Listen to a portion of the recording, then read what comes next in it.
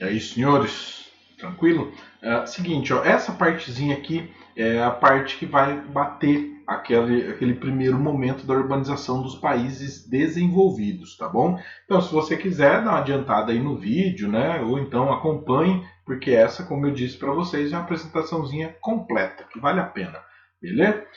Então, bora lá, ó. A urbanização nos países desenvolvidos. A urbanização nos países desenvolvidos ela vai carregar algumas características diferentes, tá? E talvez a principal característica diferente esteja também relacionado com o próprio nome do país desenvolvido, né? Não nome, conceito.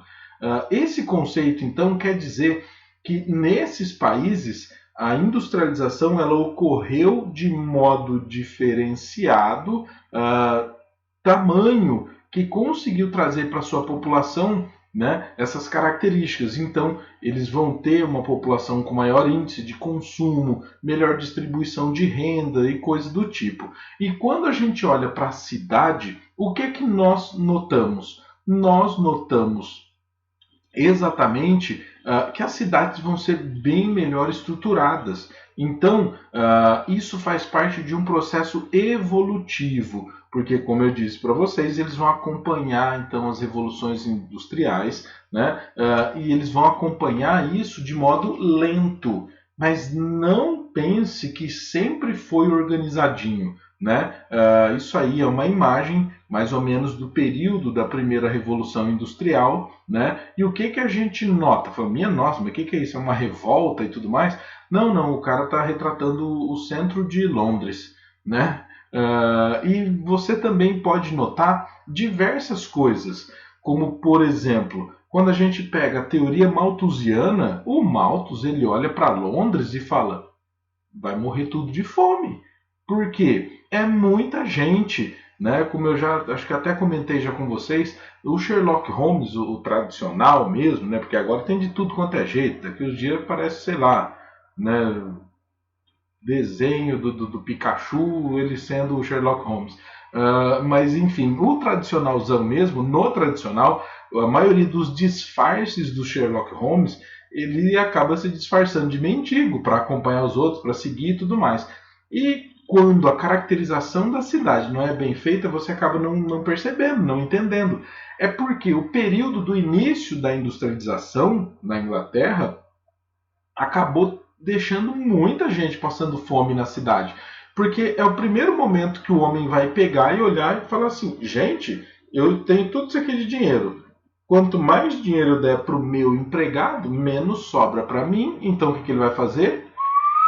Ele vai testar qual que é o limite de fome que um trabalhador pode passar, né? Então, logicamente que muita gente acabou ficando miserável na cidade, né?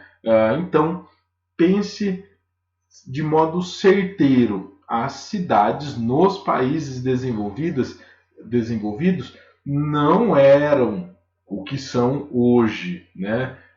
Então, logicamente que tudo isso passou por transformações. Você tem imensos projetos de reconstrução, né? Como a gente já viu, o Arco do Triunfo em Paris é um dos exemplos, né? A região de Barcelona, né, as regiões centrais de Barcelona, então também projetos de reconstrução, de replanejamento da cidade. Sabe aquela coisa? Você para, olha e fala, não tem jeito, não. Vamos ter que refazer. Presta borracha aqui, né? Apaga tudo, vai lá, desenha tudo de novo. Só que é lógico, isso é muito caro de se fazer. Mas principalmente nas cidades desenvolvidas, o que eles pensam? Falam, se eu deixar a minha cidade mais fluida, mais eficiente, isso vai traduzir para mim ganhos, né?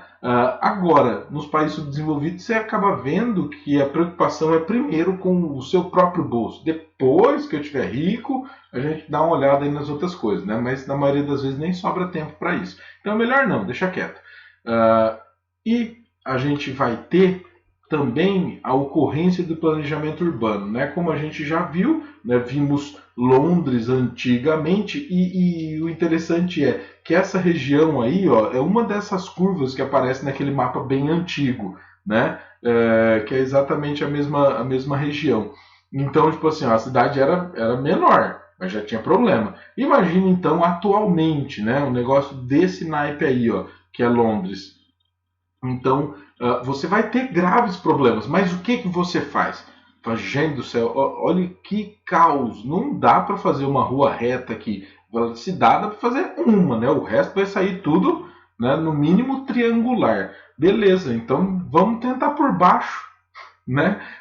Isso aí é um mapinha básico, tá? Básico das estações metroviárias, né? Das linhas metroviárias de Londres. Só para você ter uma noção, só a cidade de Londres quase bate no tanto que tem no Brasil, né? Então eles levaram a sério mesmo a ideia de fazer por baixo, né? Então dizem que Londres tem pelo menos nos lugares assim menos desenvolvidos, menos habitados, nas né, regiões menos centrais, tem pelo menos 2 andares. Um para as tubulações e tudo mais, e outro para o sistema metroviário. Então é lógico que isso vai trazer uma outra eficiência, né, para esse mundo. Só para vocês terem uma noção, tem um amigo meu que o irmão dele é fotógrafo, e ele é fotógrafo de corrida e tudo mais, né? E ele conhece Rubens Barrichello e tal. E uma vez ele foi convidado para a festa dos pilotos da Fórmula 1 que acontece em Londres. E ele foi com o Rubinho e tudo mais. E ele falou que, os caras, é piloto de Fórmula 1, você não está entendendo. Quem é rico não dá conta de entrar na Fórmula 1, porque tem que ser muito rico, tem que ser rico demais, né? Eles todos indo de metrô para festa. Tipo assim, um monte de piloto de Fórmula 1. Vocês já pensaram num negócio desse aqui, tipo em São Paulo? Não dá para imaginar. Não dá para imaginar, né? Do parlamento, um monte de ministro e tudo mais vai trabalhar também de metrô. Por quê? Porque é extremamente eficiente, né? E a região central de Londres é feita para não circular carro. Né? Tem os rodízios, os negócios malucos, tem rua que fecha do nada, e sobe uns pinão de ferro, que, pelo amor de Deus, gente do céu, é um tanque de guerra, não dá conta de passar nisso aí. Mas é para isso mesmo, para ninguém conseguir passar. Então, tipo assim, na região central de Londres, eles não querem mesmo que ninguém ande de carro. Eles querem que as pessoas usem o metrô. Só que olha só a diferença. Tem metrô, né? Tem realmente metrô. Então, tudo isso vai criar uma grande diferença no seu acesso, na sua mobilidade pela cidade, né? E daí a gente tem aquela velha e boa comparação. A estrutura criada nas cidades desenvolvidas é tão diferente, que lembra que eu tinha comentado? Isso aí é uma favela, isso aí é uma baita de uma favela nos Estados Unidos, né? Você fala, gente, olha, para e presta atenção, tem asfalto, ó, né? O que é isso? O povo não sabe o que é uma favela. É lógico, porque principalmente quando a gente pensa do ponto de vista de industrialização e do número de trabalhadores, até dos direitos dos trabalhadores, você vê uma coisa muito diferente, né? Eu juro para vocês que eu não vi, mas eu ouvi falar que o Bolsonaro mentiu falando que ele deu $1.000 de auxílio emergencial, né? Eu não sei se é verdade, eu não conferi ainda, mas enfim, na Alemanha deram mais, em euros, né? Então, minha nossa, exatamente. Ou seja, isso porque é um país que tem tendência neoliberal, né, clara e tudo mais, então eles vão controlar isso muito bem. Então, tipo assim, para eles nem deram tanto dinheiro assim, né? Imagina então se desse dinheiro. Mas enfim, então imagine aqui comigo, ó. Isso aí é uma favela. Por quê? Porque o governo ele vai dar ali o mínimo de estrutura possível e tudo mais, mas esse trabalhador ele é um trabalhador diferente, ele é um trabalhador muito mais caro, né? O Július, né? Ele é um trabalhador muito mais caro do que um trabalhador de um país subdesenvolvido. E você pode se perguntar, por quê? Por quê? Porque principalmente nos países desenvolvidos, você vai ter a população muito mais presente, pressionando de modo muito mais ativo os políticos. Então, quem faz as leis, por exemplo, do salário mínimo, São os políticos. Então, se a população pressiona, se você vota só nas pessoas que falam que vão aumentar o salário mínimo vai subir, né? Mas aqui no Brasil a população está mais preocupada com futebol, né? Então, exatamente o que nós teremos? A população dos países desenvolvidos acaba pressionando muito mais, então o governo vai acabar fazendo. Por quê? Porque o eleitor, se o governo não fizer, ele não vota nunca mais, né? E sempre os políticos que abraçarem essa causa vão acabar sendo eleitos. Ou seja, ou o político atende um pouquinho lá, né, os donos das indústrias e tudo mais, mas ele precisa também atender muito mais os trabalhadores, porque em todos os países o número de trabalhador é maior do que o número dos donos de empresa, né? E daí a gente chega até a parte que a gente não havia visto ainda, ou vimos, acho que vimos, né? Dos países subdesenvolvidos, beleza? O grande problema dos países subdesenvolvidos é que tanto o processo de industrialização, isso nos que ocorreu, tá? Então quer dizer que eu estou falando da urbanização, principalmente dando o exemplo do Brasil, porque se eu for utilizar o exemplo, sei lá, de Uganda, né? Fala, então, urbanização em Uganda, como é que é? Fala, então, onde aconteceu, né? Onde aconteceu. Porque na maioria do país, não, a população ainda vive no campo, em sistema de subsistência, ou seja, pense aqui comigo, ó, eu falei para vocês sempre que urbanização e industrialização estão de mão dadas, né? Uma sem a outra não consegue se desenvolver de modo pleno, de modo completo. Então quer dizer que nos países subdesenvolvidos, onde ocorreu uma urbanização interessante, expressiva, quer dizer que ocorreu também um processo de industrialização fraco, não igual dos países desenvolvidos. Mas você precisa da industrialização para impulsionar a urbanização, beleza? Porque senão você sempre fica naquela lógica anterior, né? O campo sempre vai ser desinteressante e tudo mais, você vai conseguir produzir o tanto de mão de obra que você tem, porque a mecanização não acontece.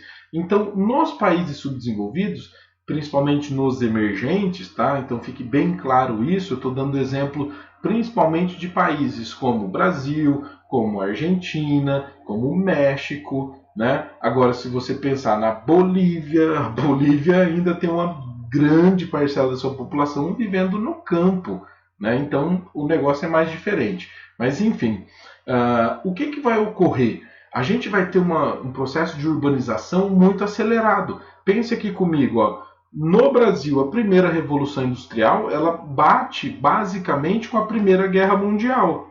A segunda revolução industrial bate com a Segunda Guerra Mundial. A terceira revolução industrial no Brasil é na década de 90 que ela vai começar a aparecer, demonstrar suas características, né? Os primeiros computadores pessoais e tudo mais. Então quer dizer que é um período muito curto. Se você pegar a segunda metade do século XVIII até hoje, é o período das revoluções nos países tradicionalmente desenvolvidos, né? Tradicionalmente industrializados.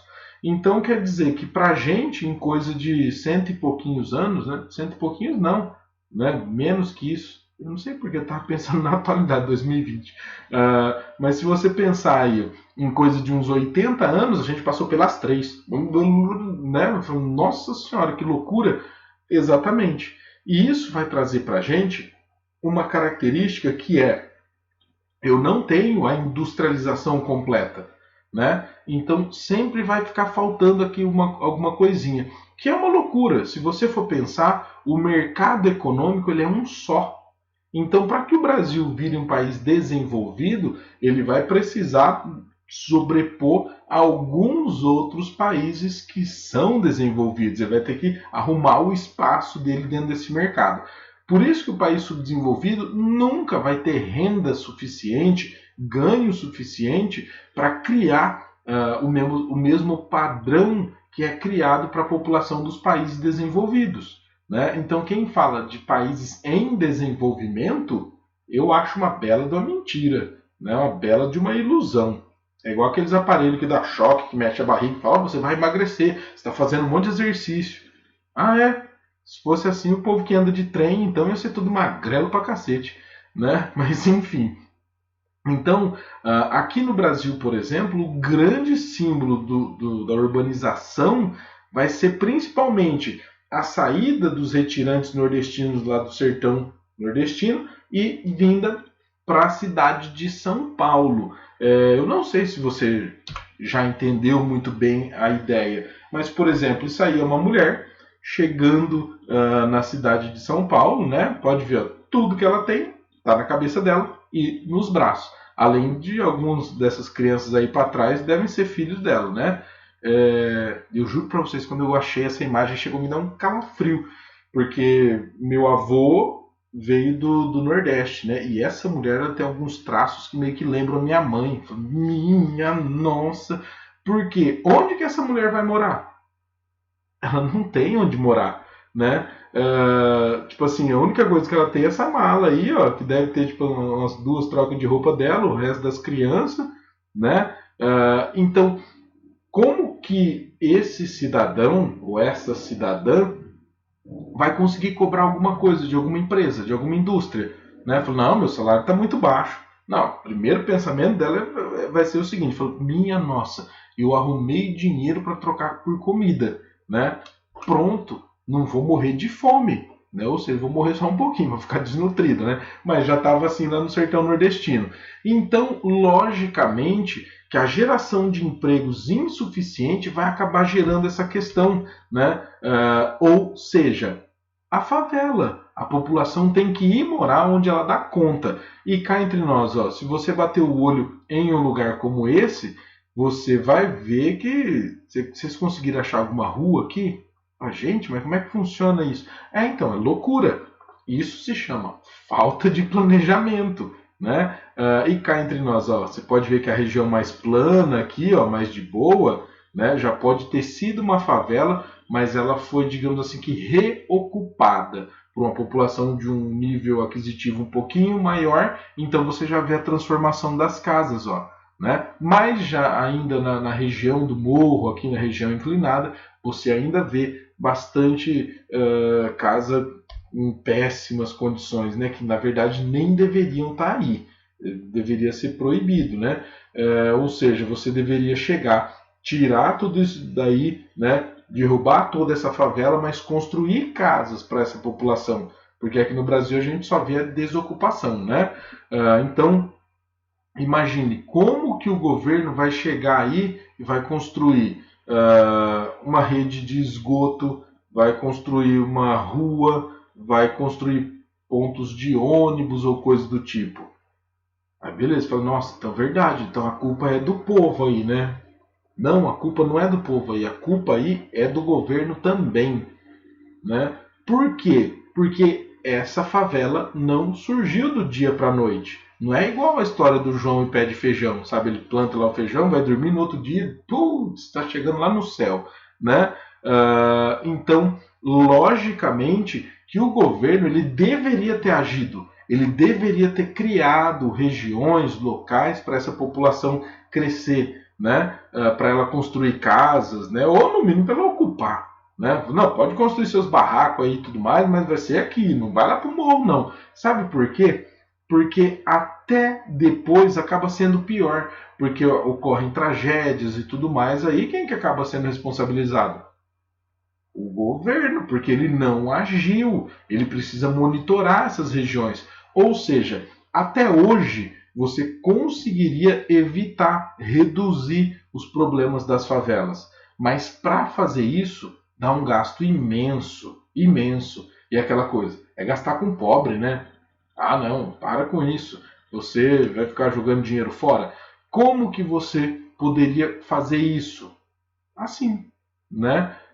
Isso aí, eu acho que trocou de nome, né? Acho que não é mais Coab que chama. Mas enfim, você faz, então, você constrói aí as casas populares, né?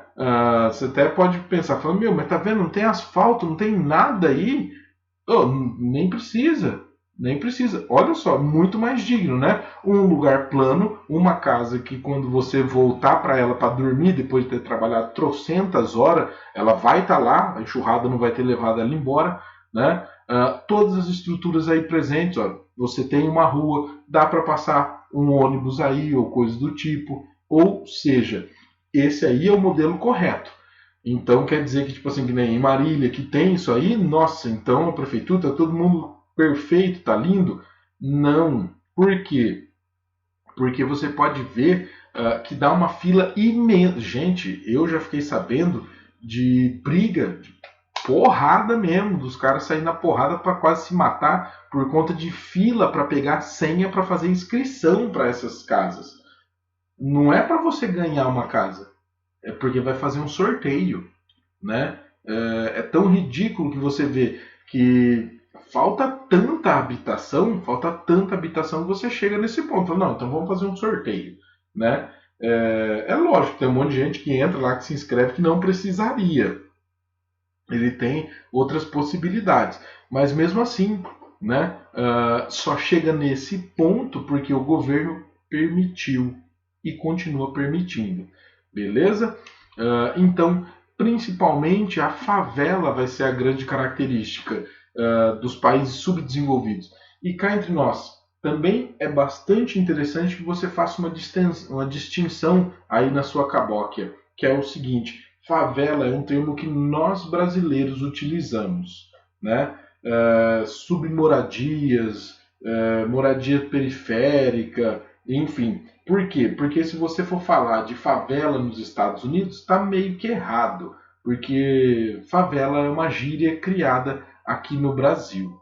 Beleza? Por quê? Porque os primeiros cidadãos que acabaram ocupando o morro era um morro que tinha uma árvore chamada favela.